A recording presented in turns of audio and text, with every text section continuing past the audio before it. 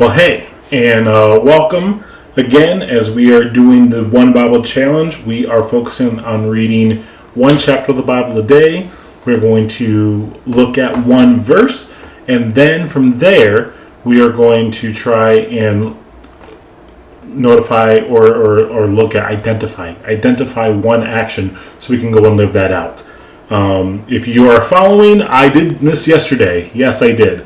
This is what would have been for yesterday. I did do it yesterday. I was busy, so I didn't get a chance to actually record like I wanted to. But I'm recording it now, and maybe tomorrow I'll do tomorrow's and the next.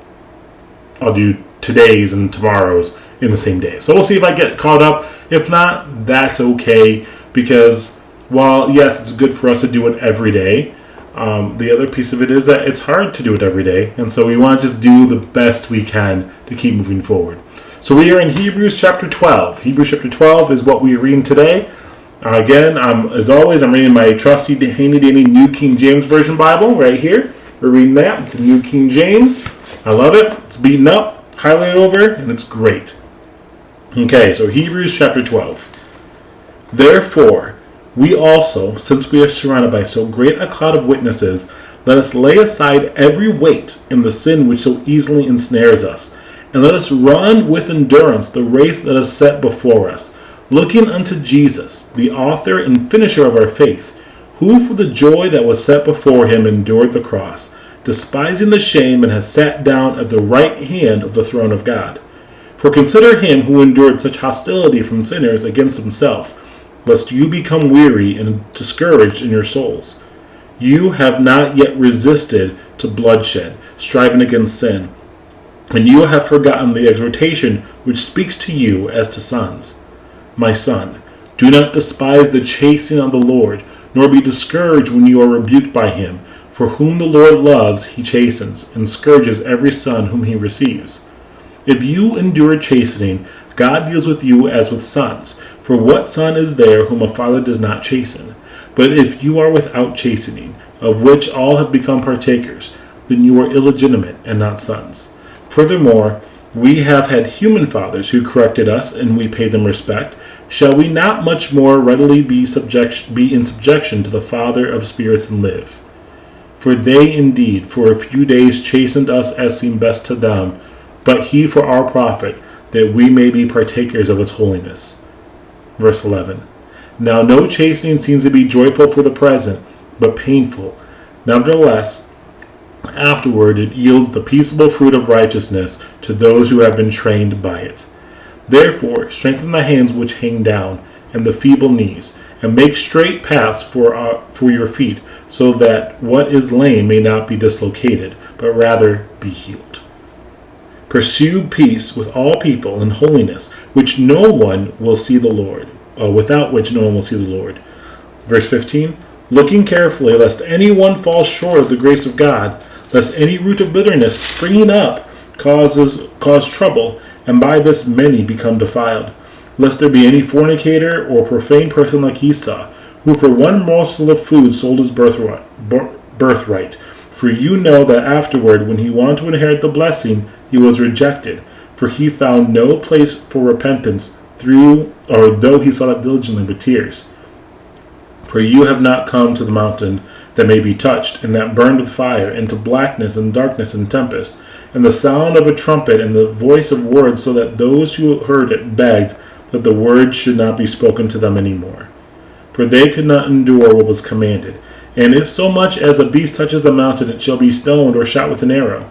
And so terrifying was the sight that Moses said, I am exceedingly afraid and trembling. Verse 22. But you have come to Mount Zion, and to the city of the living God, the heavenly Jerusalem, to an innumerable company of angels, to the general assembly and church of the firstborn who are registered in heaven, to God the judge of all, to the spirits of just men made perfect, to Jesus, the mediator of the new covenant, and to the blood of sprinkling that speaks better things than that of Abel. See that you do not refuse him who speaks, for if they did not escape who refused him who spoke on earth, much more shall we not escape if we turn away from him who speaks from heaven. Whose heaven then shook the earth, But now he has promised, saying, Yet once more I shake not only the earth, but also heaven. Now this yet once more indicates removal of those things that are being shaken, as of things that are made, that the things which cannot be shaken may remain. Therefore, since we are receiving a kingdom which cannot be shaken, let us have grace by which we may serve God acceptably with reverence and godly fear. For our God is a consuming fire. What a great chapter that we're listening to today. So right now, we are going to be reading, or the verse that I'm focusing on is chapter 12, verse 11. And it's, Now no chastening seems to be joyful for the present, but painful nevertheless. Afterward it yields the peaceful fruit of righteousness to those who have been trained by it. It's funny because many times we look at the bad things of our life as the Lord chastening us or disciplining us. And it's not like that thinking is wrong, because it can definitely feel that way. But discipline is not supposed to be worse than the actual consequence. Discipline is meant to help correct. To help us correct us and help us put us in control of our environment. So that when you are in an uncontrolled environment, let me rephrase that. It's meant to help us in a controlled environment. It's meant to correct us when the situation is all set.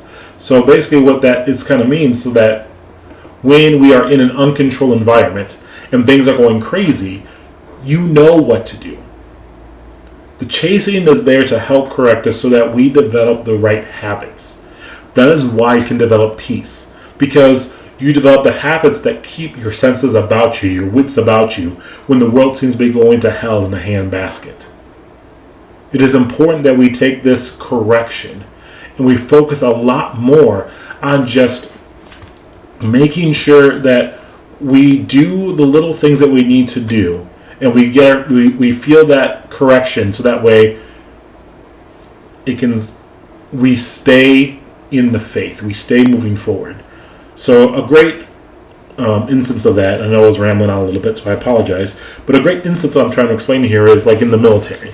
In the military, you have you have to listen to your superiors, and when you're in the military, you have to make sure that your comrades can be trusted on, that you can be trusted on, that when the fighting happens and all the firing happens, that you guys know the basics of what needs to happen so that you all can get out alive. And if people don't do what they're supposed to do, if they get scared and they run away, they're not going to be around. They're not going to be alive. They're not going to be kept there. So what do? When you're in base camp, when you're in boot camp, you get berated, you get broken down, you get thought of as a team, you get told your job, you go through all these things that might seem to be the worst possible training, this correction, so that way it can break down your sense of self, so that way you put the team first, so that everyone can get home.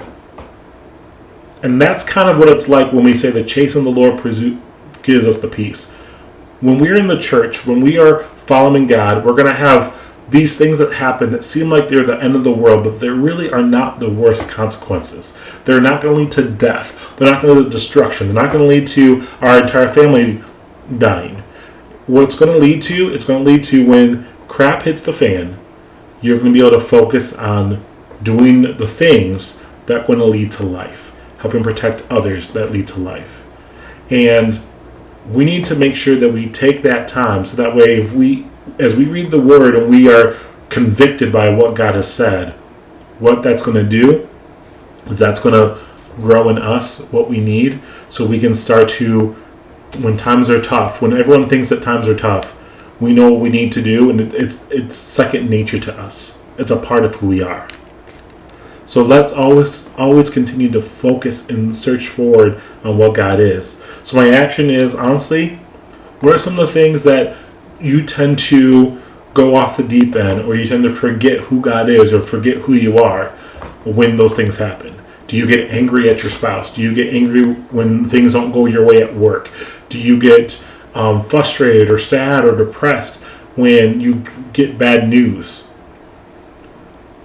Before those things happen, start reminding yourself daily, every day, about who God is, about what God has done. And as you remind yourself daily about this, what's going to happen is that God's also going to bring that peace to you. So that way, when the situation calls for it and you get those bad news, you're already in the habit of speaking the words of life to you.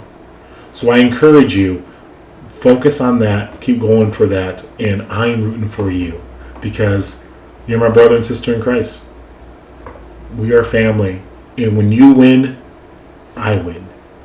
We all win because we want to bring God's glory, God's kingdom down to this earth.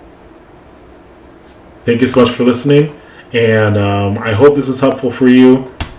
And if you picked a different verse, feel free to put it in the comments. I would love to hear what verse you picked. If you picked my verse, see how it's going for you. May God bless you this week, or today, and this week, and the rest of your life. May God bless you. Thank you. Bye.